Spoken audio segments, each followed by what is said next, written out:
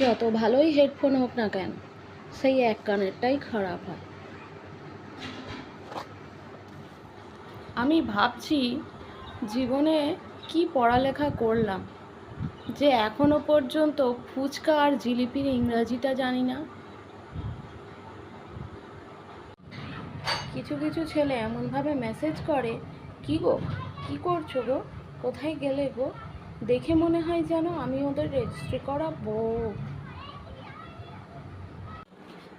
ছাত্র জীবনে প্রেম করা মানে অন্যের বউকে পাহারা দেওয়া, আর লেখাপড়া শেষ করে বিয়ে করা মানে অন্যের গার্লফ্রেন্ডকে বিয়ে করা।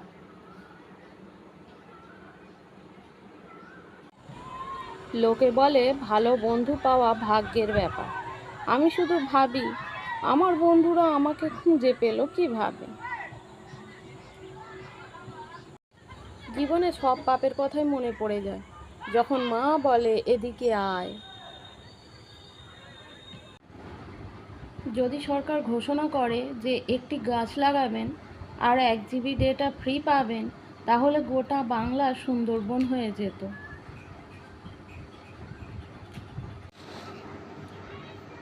নিজের ইনকামের টাকায় শখ পূরণ করতে শেখো, দেখবে শখ এমনিতেই ঘুচে যাবে।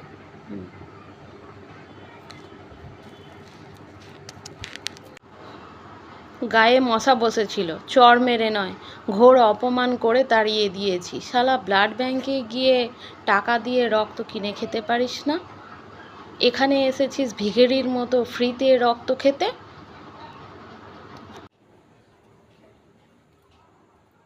অনেক চিন্তা করে দেখলাম, এত চিন্তা করে লাভ নেই।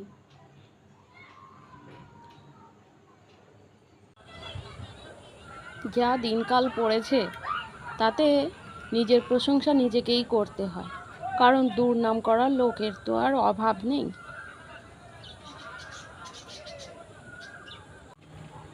আপনি যত ইংরেজি শিখে যান না কেন, পাগল কুত্তা পেছনে তাড়া করলে সেই হ্যাট হ্যাট করে বাংলাতেই বলতে হবে।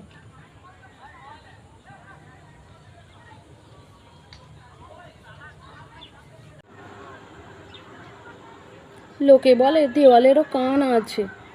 এখন কথা হচ্ছে, মুখ তো নেই, শুনে করবেটা কি?